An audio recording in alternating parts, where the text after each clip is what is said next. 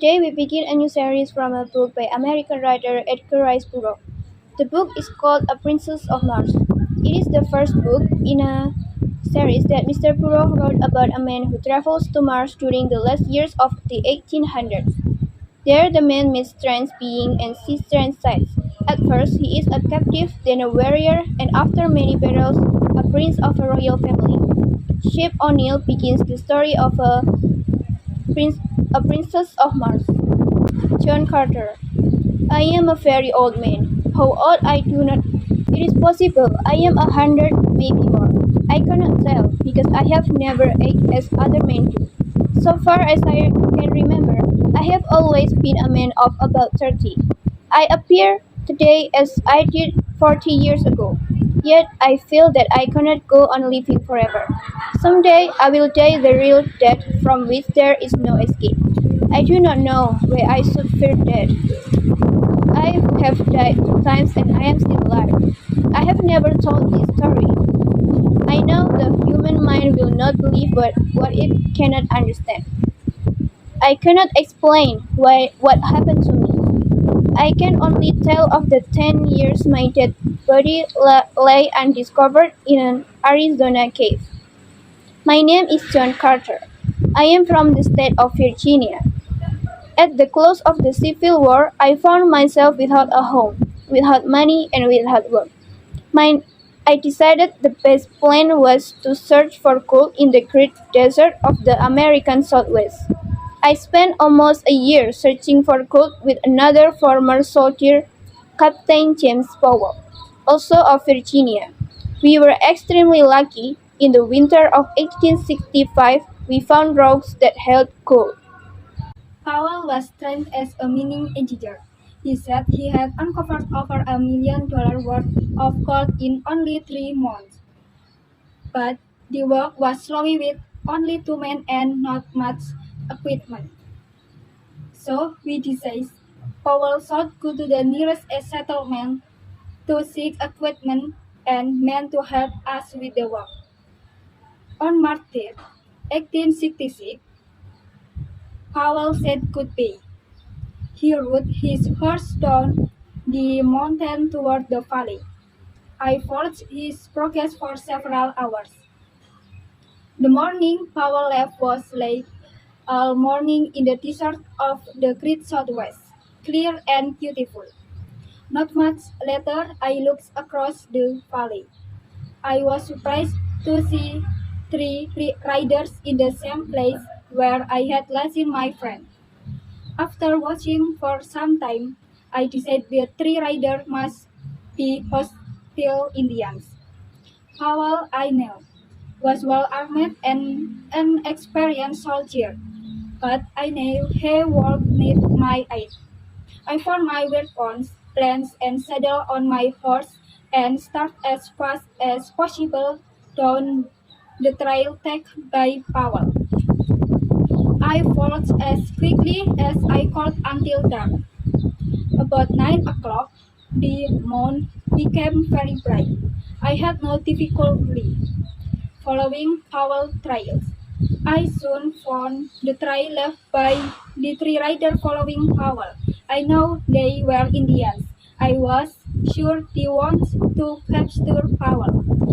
Suddenly, I heard shot far ahead of me. I hurried ahead as fast as I could. Soon, I came to a small camp. Several hundred Apache Indians were in the center of the camp.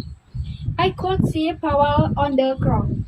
I did not even think about what to do. I just acted. I pulled out my guns and began shooting. The Apaches were surprised and fled.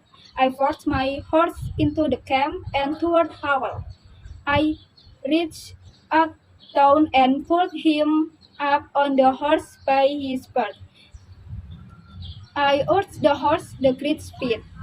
The Apaches by now realized that I was alone and quickly began to follow. We were sown in very raw country. The trail I chose began to rise sharply. It went up and up. I followed the trail for several hundred meters until I came to the mouth of a large cave. It was almost morning now. I got off my horse and laid Powell on the ground. I tried to give him water, but it was no use. Powell was dead. I laid his body and continued to the cave. I began to explore the cave. It was looking for a safe place to defend myself, or perhaps for a way out. But I became very sleepy. It was a pleasant feeling. My body became extremely heavy. I had trouble moving. Soon I had to lay down against the side of the cave. For some reason, I could not move my arms or legs. I lay facing the opening of the cave. I could see part of the trail that had led me here, and now I could see the apaches. They had found me, but I could do nothing. Within a minute of them came into the cave. He looked at me, but he came no closer. His eyes grew wide. His mouth opened. He had a look of terror on his face. He looked behind me for a moment and then fled. Suddenly I heard a low noise behind me. So could the rest of the apaches. They all turned and fled. The sound became louder, but still I could not move. I could not turn my head to see what was behind me. All day I like this. I tried again to rise and again, but still could not move. Then I heard a sharp sound. It was like a steel wire breaking. I quickly stood up. My back was against the cave wall. I looked down. There before me lay my body. For a few moments, I stood looking at my body. I could not bring myself to touch it. I was very frightened. The sounds of the cave and the sight of my body forced me away. I slowly backed to the opening of the cave. I turned to look at the Arizona night. I could see 1,000 stars. As I stood there, I turned my eyes to a large red star. I could not stop looking at it. It was Mars, the red planet, the red god of war. It seemed to pull me near. Then, for a moment, I closed my eyes.